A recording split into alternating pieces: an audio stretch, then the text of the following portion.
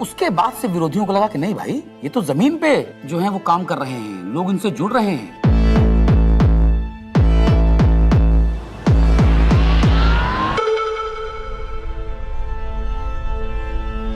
कहानी शुरू होती है तब से जहां से आम आदमी पार्टी ने पंजाब जीता। लोगों की भूख थी आम आदमी पार्टी की, उन्होंने कहा आम आदमी पार्टी हमें चाहिए, लोगों ने वोट दिया और पंजाब में आम आदमी पार्टी का जन्म हो गया। पंजाब के लोग जो हैं वो सच्चे बंदों को पसंद करते हैं और जिसके साथ दिल से जुड़ जाएं जुड़ जाएं।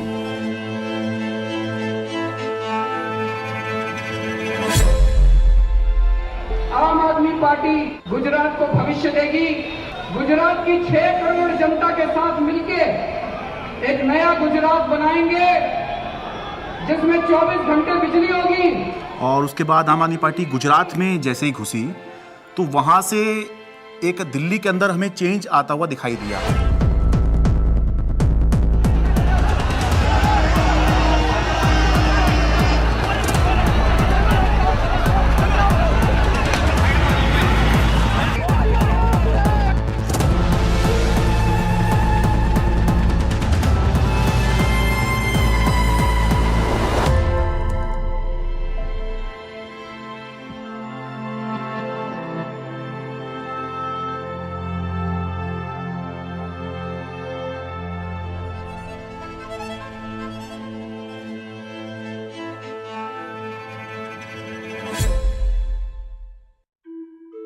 So it started, I think, with the arrest of Satyendra Jain ji, and मुझे ये लगता है कि ये स्ट्रैटेजी उनकी शायद रही होगी कि जो भी अरविंद केजरीवाल के सिर्फ आईज, ईयर्स, आर्म्स, हैंड्स, जो पूरी टीम है, कि अगर हम उस टीम को डिकैपिटेट कर देंगे तो हो सकता है कि काम रुक जाए। टेबल में बैठे होंगे बीजेपी के 3-4 लोग बड़े बड़े, बोले यार अब केजरीवाल को बेईमान साबित करने का क्या तरीका। किसी ने आइडिया दिया होगा कि कुछ घोटाला, बोले यार कोई घोटाला कैसे, कोई चिपकेगा नहीं इस आदमी पे। दिल्ली के स्वास्थ्य मंत्री सत्येंद्र जैन को ईडी ने हिरासत में लिया। एनफोर्समेंट डायरेक्टरेट ने सबसे पहले अरेस्ट होने वालों में मैं था। ऐसे तो कोई कर्म किए नहीं थे कि जेल चले जाएं। फिर मैंने कहा ऐसे कर्म भी नहीं किए थे मंत्री बन जाए। तो क्योंकि मुझको पूरा केस पता था तो मुझे लगा ठीक है, एजेंसी अगर अरेस्ट कर रही है थोड़े दिन में छूट जाएंगे। Why are they threatened by us? And the answer to me is very clear. आम आदमी पार्टी केवल एक सरकार या 10 नेताओं की पार्टी नहीं है। आम आदमी पार्टी एक सोच है। तब तक जो भी गिरफ्तार होते थे, पॉलिटिकल लोग भी जो गिरफ्तार होते थे, महीने में, 2 महीने में, 3 महीने में निकल के आ जाते थे। तब हमने ये नहीं सोचा था कि इतना लंबा चलेगा। अब ये जानकारी मिल रही है कि मनीष सिसोदिया को गिरफ्तार कर लिया गया है। इस वक्त की बड़ी सीबीआई बुलाया जाता था, ईडी बुलाया जाता था, उनके घर पे रेड हुई, उनके बैंक के लॉकर पे रेड हुई, दिल्ली सचिवालय में उनके ऑफिस में रेड हुई, उनकी यहाँ तक कि उनके पैतृक गांव में भी सीबीआई और ईडी वाले पहुँच गए थे। देखिए हमें तो पता था कि आम आदमी पार्टी के किसी भी नेता के पास एक भी पैसा नहीं है, और मेरे ख्याल से आज ही ईडी और सीबीआई को भी पता है। मैं तो खुश था कि दिल्ली में एक ऐसी शराब पॉलिसी बनाई गई है जिसमें एक मॉल में 27 शराब की दुकानें थीं, वो अब कम हो जाएंगी और सरकार को रेवेन्यू बहुत ज़बरदस्त मिलेगा। तो मैं तो खुश था कि अच्छी पॉलिसी बनाई गई है और कई राज्य इस पॉलिसी को देख रहे थे, पर अचानक इन्होंने चिल्लाना शुरू किया है तो स्कैम हो गया है, स्कैम हो गया है, स्कैम हो गया है। अगर एक अच्छी पॉलिसी को ये स्कैम करार दे के सीबीआई और ईडी में केस रजिस्टर करा सकते हैं तो किसी भी हद तक जा सकते हैं। मनीष सिसोदिया को ईडी ने गिरफ्तार कर लिया है। तिहाड़ जेल में पूछताछ के बाद मनीष सिसोदिया को अब ईडी ने गिरफ्तार कर लिया है। इससे पहले सीबीआई ने उनको गिरफ्तार किया था और वो इसमें पीएमएलए में 2 ही कंडीशन में बेल हो सकती है। पहली कंडीशन, या तो जो सरकार का इन्वेस्टिगेशन एजेंसी है वो कह दे कि केस नहीं। दूसरी कंडीशन बेल हो सकती है जब इन्वेस्टिगेशन एजेंसी द्वारा डाले गए सारे कागज जांच कर लिए जाएं। तो भाजपा की इन्वेस्टिगेशन एजेंसी क्या करती थी, लाखों की तादाद में कागज डाल दिए। अब जज साहब कितना टाइम लगाएंगे वो देखने को, 10 साल।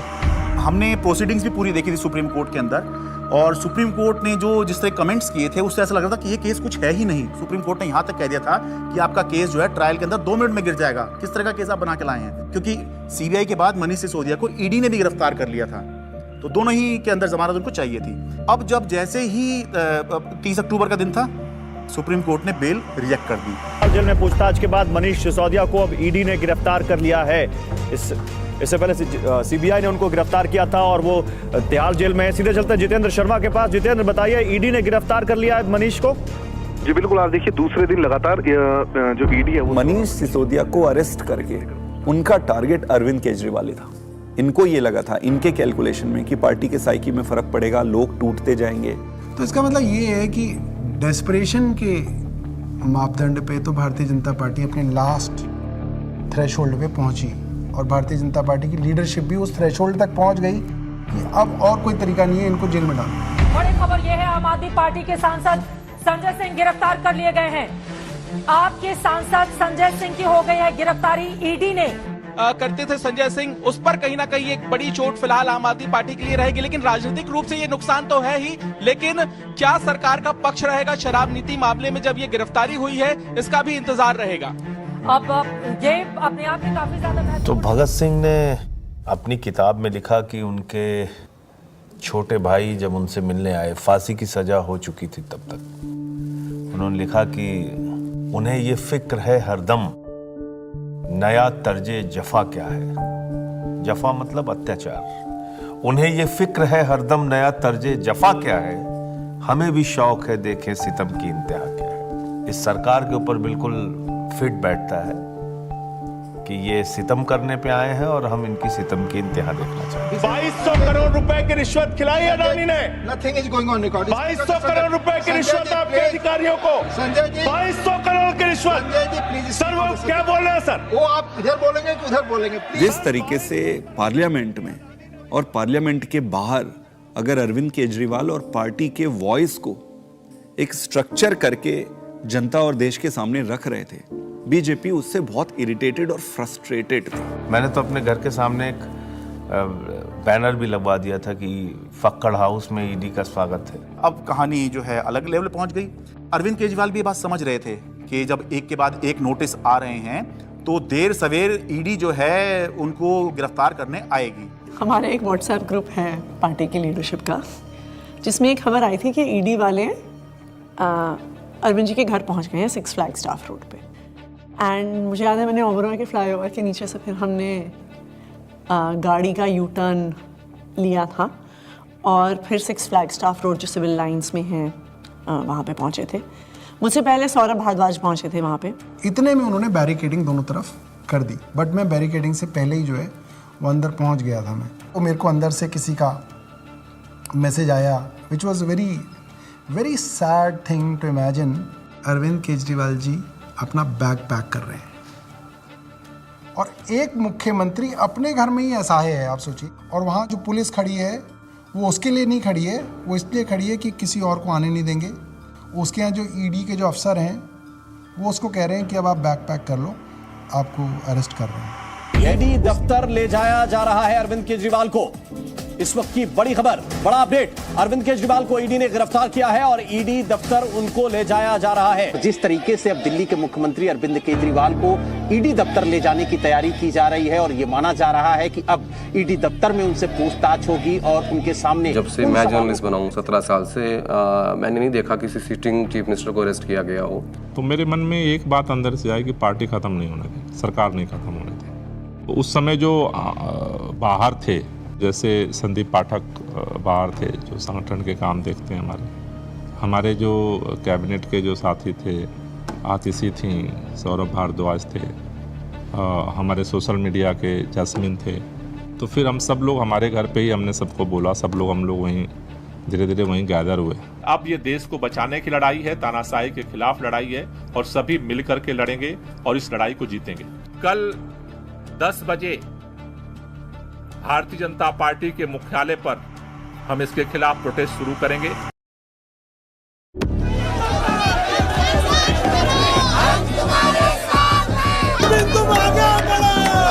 सबसे पहले मैं पहुंचा वहां।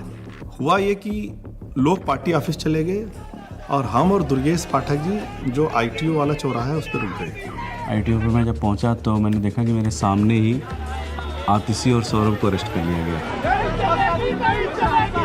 अरेस्ट कर लिया, किसी से मिलने नहीं दिया जा रहा है। कोई वहाँ पे प्रोटेस्ट करने आता, 4 लोग सड़क पे बैठते, 4 लोगों को बस में बिठाते, बस भेजते।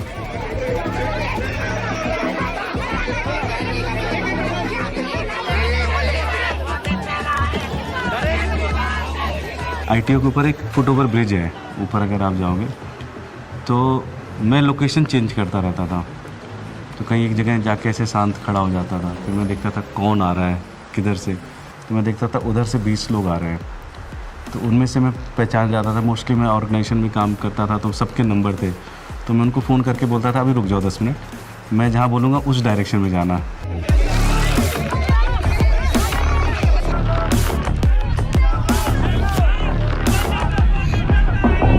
कोई एक डिक्टेटोरियल लीडर है और वो चुनाव से पहले सारे ऑपोजिशन के नेताओं को गिरफ्तार करा लेता है और फिर कहता है कि जी मुझे तो 99% वोट्स आ गए, मैं popularly and democratically elected leader हूँ। कहना है वाटर, इसको इधर रख सकते हैं बगल में,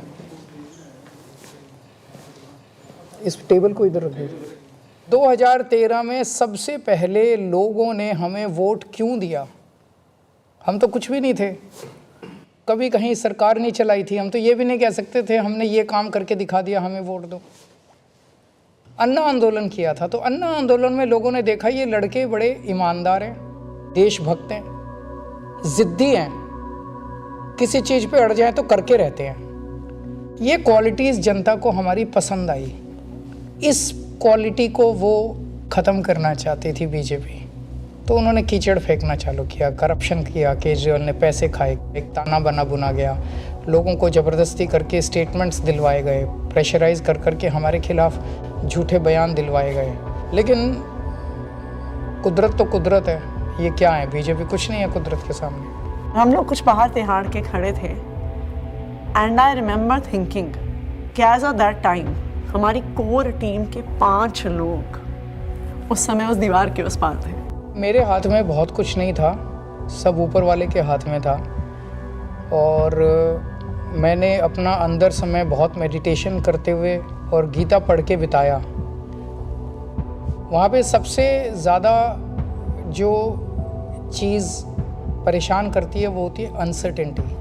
उस 17 महीने में एक बड़ा हिस्सा मेरे अंदर उस सिपाही की तरह छटपटाता रहा जो देख रहा था कि उसकी पूरी फौज बाहर युद्ध लड़ रही है, और वो सिपाही जो हमेशा युद्ध में फ्रंट पे होकर लड़ता था वो आज बैरक में बैठा हुआ है। मैंने प्रयास किया कि घर के लोग 6 महीने तक, जब तक मैं जेल में रहा, मैंने प्रयास किया कि कोई मुझसे मिलने के लिए यहाँ पे ना आए, क्योंकि कई बार परिवार के लोग सामने आते हैं मिलने के लिए तो मन में एक अनावश्यक कमजोरी पैदा होती है, तो मैंने इस चीज़ को अवॉइड किया। फ़ोन पे जब वो वीडियो कॉल पे जब बात होती थी, वीडियो कॉल करते थे तो हंसते थे, लेकिन वो हंसी के पीछे कुछ ना तकलीफ छुपी होती है, क्योंकि पत्नी से बेहतर कोई नहीं समझ सकता है। लेकिन हम लोग को लगता है चलो वो अगर दिखा रहे हैं तो हम लोग को भी ऐसे ही दिखाना। तो हमारे जैसे बच्चे भी आ गए थे, तो सारे लोग सब हैप्पी फील करते थे कि पापा हम लोग ठीक है, आप परेशान मत होना और आप ठीक से रहो। एक बारी ना कपिल मिश्रा ने आरोप लगाया था 2 करोड़ का कि सत्येंद्र जैन ने अरविंद केजरीवाल को 2 करोड़ की रिश्वत दी। तो मेरी बेटी स्कूल में पढ़ती थी, तो उसका नाम स्कूल में 2 करोड़ ही रखा गया था। तो बच्चों के लिए बहुत, मुझे लगता है ये दौर ऐसा चल रहा है जिसमें कि बच्चों को भी स्पेयर नहीं किया जा रहा है। फैमिली के अंदर अभी तक क्या होता था कि अगर पॉलिटिक्स है तो 2 पॉलिटिकल पार्टीज़ के बीच में, अपोनेंट्स के बीच में, उसमें फैमिली इन्वॉल्व नहीं होती थी। अब थोड़ा सा लेवल कुछ ज़्यादा ही नीचे आ गया है। नहीं, जब जेल में था तो परिवार को तो मिस नेचुरली करते ही हो आप, और विशेष रूप से जब आपकी वाइफ बीमार हो, आपका बेटा भी केवल कॉलेज में पढ़ता हो। तो उसने चिट्ठी लिखी, उसमें उसने बोला कि अगर आप इस वक्त मेरी चिंता करोगे, अगर आप इस वक्त इस बात को लेके चिंता करोगे कि मैं परेशान हूँ, तो फिर ये मेरी देशभक्ति पे सवाल है। तो मुझे लगा यार बेटा तो बड़ा हो गया। आपने अगर मेरी चिंता में जरा भी वक्त जाया किया तो फिर वो मेरी देशभक्ति का अपमान होगा। That would be a insult to my patriotism, कि अगर मैं देश के सबसे अच्छे शिक्षा मंत्री को ये विश्वास नहीं दिला पा रहा कि आप अपना काम करो, मैं यहाँ पे एकदम सेट हूँ, आपको मेरी चिंता बिल्कुल करने की जरूरत नहीं है, तो that would be an insult to my patriotism and I felt that, I even feel that today. Phone आता था, 5 मिनट का फ़ोन होता था वो डेली जो आता था, तो उसमें ऐसा तो नहीं है कि मैं ये कह दूँ कि मैं बीमार बहुत हूँ या मैं कुछ भी हूँ, हाँ सब ठीक है, खाना खा लिया, हाँ इतना होता था। जो ड्रेडेड क्रिमिनल्स होते हैं ना, उनको सोलिटरी कन्फाइनमेंट में 2 हफ्ते से ज़्यादा नहीं रखते, उसको इनह्यूमन माना जाता है। तो मुझे लगातार कई महीने तक सेकेंड फेज़ के अंदर सॉलिटरी कन्फाइनमेंट में रखा गया। सॉलिटरी कन्फाइनमेंट में आप जेल ऑफिसर्स और मेडिकल स्टाफ, इनके अलावा आप किसी से बात नहीं कर सकते। सो आई वॉज ऑल अलोन। आपको चाहिए कोई बात करने के लिए, गप्पे मारने के लिए, अपने मन की भड़ास निकालने के लिए, कुछ भी बोलने के लिए, वो अलाउड नहीं था। मतलब 2 जालियों के बीच में से बात करें, शीशा लगा हुआ है, इधर से फोन पे मैं, उधर से हूँ, एक चीफ मिनिस्टर हूँ, दूसरे चीफ मिनिस्टर से मिलने आया हूँ, सिटिंग दोनों। जेल नंबर 1 में मैं था, जेल नंबर 2 में अरविंद जी थे, उसके बीच में एक दीवार ही थी। कभी कभी लगता था आवाज़ दो जोर से तो हो सकता है पहुँच जाए उधर। कई बार जेल के अंदर जब ऐसे मौके आते थे, ऐसे मोमेंट्स आते थे जब आदमी कमज़ोर फील करता था, तब मुझे लगता था यार मनीष की तरफ मैं सोचता था कि मनीष को 1.5 साल हो गया, उसकी तो वाइफ भी इतनी बीमार है, वो नहीं टूटा, सो हमें भी हिम्मत रखनी है। ये बड़ा वो था कि उन्होंने मेरी दवाइयाँ रोक दी। 15 दिन के लिए मैं शुगर का पेशेंट हूँ और 10 साल से मैं इंसुलिन पे हूँ, और 15 दिन उन्होंने मुझे इंसुलिन दी, मेरा शुगर 350-400 पहुँचने लग गया। जब जयप्रकाश नारायण इमरजेंसी के दौर में जेल गए थे, जब वो जेल गए थे उनकी दोनों किडनी ठीक थी, और 4 महीने बाद जब वो जेल से बाहर आए उनकी दोनों किडनी खत्म हो चुकी थी। Mr. Kejriwal, in fact, wrote to Tihar jail authorities alleging that he was not being administered insulin despite flagging his peaking sugar levels. ये जेल वाले कहते थे कि इंजेक्शन नहीं देंगे, प्रिस्क्राइब नहीं है, पता नहीं कितने साल से वो इंजेक्शन ले रहे थे, सब प्रिस्क्राइब था। भारतीय जनता पार्टी के कहने पर अरविंद केजरीवाल जी की इंसुलिन रोके हुए हैं। ऐसा लगने लगा कि यार क्या ये जेल में रख के इनको मारने का प्लान बना रहे हैं। क्योंकि पॉलिटिक्स एक अलग होती है, लेकिन पॉलिटिक्स का मतलब ये नहीं होता है कि मैं आपको निपटा ही दूंगा। तो ये इंसुलिन वाली बात जो है, ये तो निपटाने वाली बात है। विरोधी होते हैं राजनीति में, लेकिन दुश्मन नहीं होते। कोर्ट के आदेश पर डॉक्टर्स की कमेटी बनती है, उसके बाद जो है इंसुलिन दी जाती है। आम आदमी पार्टी का मोराल जो था वो डाउन था। क्यों? कि आम आदमी पार्टी जो है वो 2 चीज पे चलती है, केजरीवाल का नाम और वॉलंटियर का काम। वो दौर थोड़ा ऐसा था कि लगा था कि अब आम आदमी पार्टी जो है वो अब बचेगी नहीं, क्योंकि केजरीवाल के बाद कौन। कई बार ऐसे क्षण आए, ऐसे मोमेंट्स आए जब लगा कि अब तो सब खत्म हो गया, अब सब बर्बाद हो गया, अब there is no coming back from this, we have hit rock bottom.